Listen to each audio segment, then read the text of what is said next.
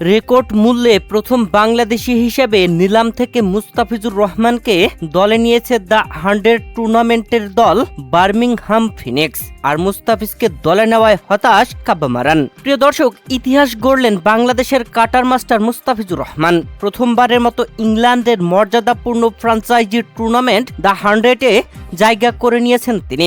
তাকে দলে নিয়েছে বার্মিংহাম ফিনিক্স। ভিত্তিমূল্য 1 লক্ষ পাউন্ডে তাকে লুফে নিয়েছে বার্মিংহাম ফিনিক্স, যা বাংলাদেশি টাকায় প্রায় 1 কোটি 60 লক্ষ টাকা। প্রথম বাংলাদেশি ক্রিকেটার হিসেবে এই টুর্নামেন্টে খেলার সৌভাগ্য হচ্ছে মুস্তাফিজুর রহমানের। নিলামে নাম ওঠার সাথে সাথেই ভিত্তিমূল্যে মুস্তাফিজকে লুফে নিয়ে বার্মিংহাম ফিনিক্সের দলের ম্যানেজমেন্টের মুখে হাসি। আইপিএল থেকে শুরু করে বিশ্বজুড়ে টি-20 ক্রিকেটে ফিজ তার সামর্থ্যের প্রমাণ দিয়ে আছেন বারবার।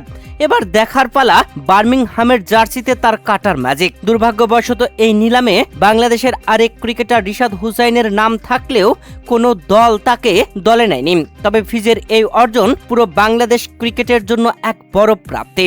নিলামে মুস্তাফিজের নাম যখনই ডাকা হয় তখনই বার্মিংহাম ফিনিক্স যখন ভিত্তিমূল্যে মুস্তাফিজকে নেওয়ার আগ্রহ প্রকাশ করেন, তখনই কাব্য মারানের দিকে ক্যামেরা ধরতেই দেখা যায় তিনি হতাশ।